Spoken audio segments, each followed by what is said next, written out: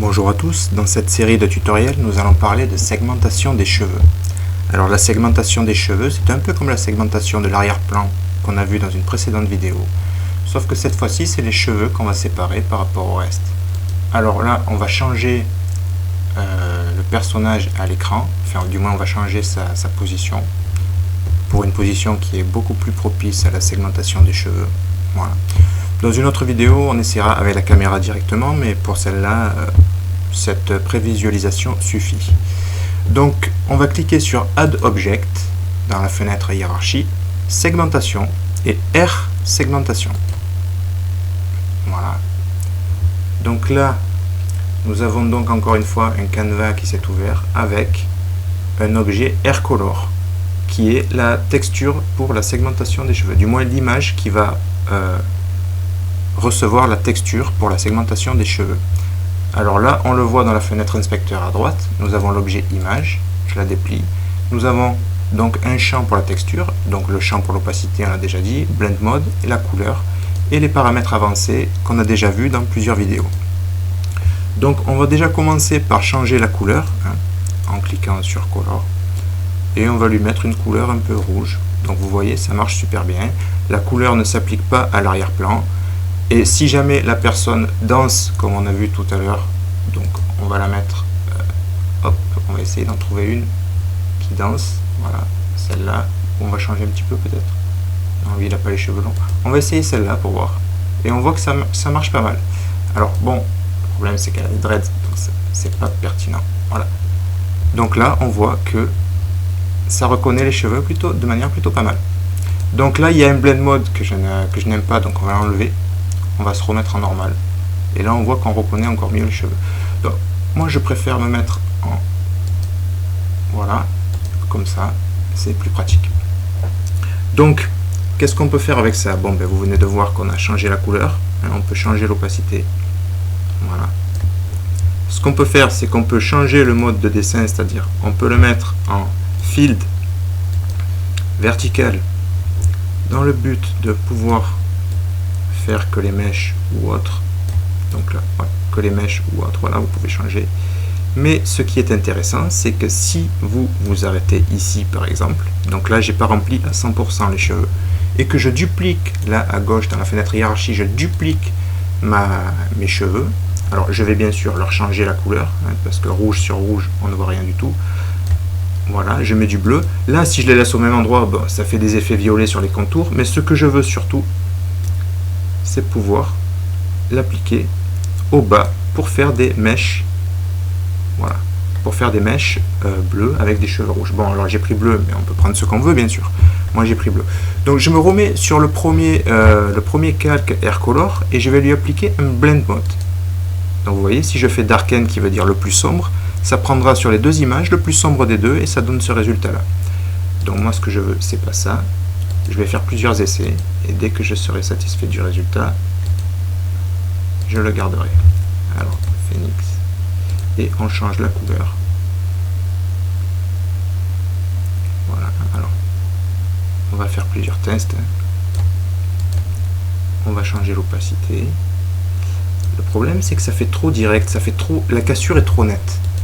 Moi, j'aimerais éviter ça, donc je vais réduire l'opacité. Non, l'opacité, c'est pas bon.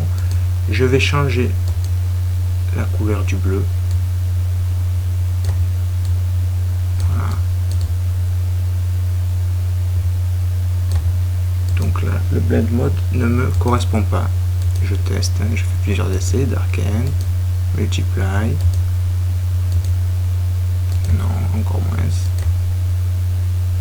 Il y a des effets sympas après, il y a vraiment des effets sympas. Sauf que là, la cassure est trop nette. Ça ne me plaît pas.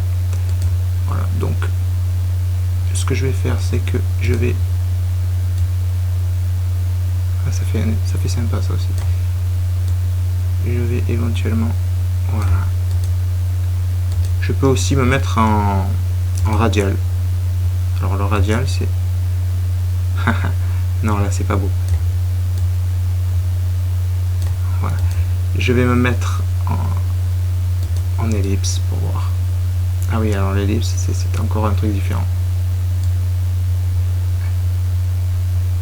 Non, c'est pas ce qu'il nous faut.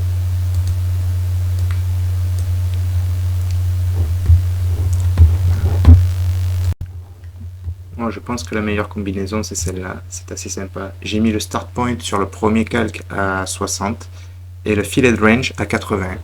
Et sur le deuxième calque, le calque du dessous, j'ai laissé en normal.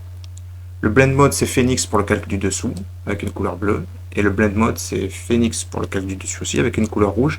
Mais l'opacité est à 70%. Alors je peux l'augmenter, hein, vous voyez que ça fait... Là, ça fait plutôt un effet manga. Voilà. Donc voilà pour le segmentation des cheveux. Bien sûr, alors on peut interagir comme on l'avait fait la dernière fois, en tapant sur l'écran. Donc on va tenter un petit truc sympathique. On va faire un screen tap. Et on va lui dire, on va rajouter un flip-flop, comme on avait fait la dernière fois, pour changer l'état. Voilà. Et on va lui dire que dans l'état numéro 1, eh bien, on prend... Attendez, on va faire ça, voilà. Dans l'état numéro 1, on prend le start range, on fait un clic droit sur le start point, et on fait un set start point. Voilà. Ça, c'est pour l'état numéro 1. Alors, le screen tap, je vais l'appliquer directement à ça. Voilà. Au flip-flop. L'état numéro 1, ce sera donc une valeur à 60, c'est celle-là. Et l'état numéro 2, je refais un start point. Je fais un set start point. Je le mets en dessous, comme on avait fait la dernière fois. Ça, ce sera l'état numéro 2. Et par contre, en état numéro 2, je vais lui mettre... écoutez, on va tester. Voilà. Je vais lui mettre la totalité. Voilà, ça peut faire sympa, ça.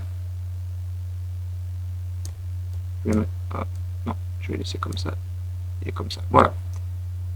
Et je fais ça. Donc ce sera 80. Donc là, on va taper sur l'écran. On voit qu'on a le premier état initial qui est à 60. Et quand on tape à nouveau sur l'écran, je les ai inversés. Excusez-moi. 80. Voilà. Air color. Alors le premier, il sera à 30. Voilà. Donc on a le premier état et le deuxième état, et c'est assez sympa. Voilà. Voilà pour le hair segmentation.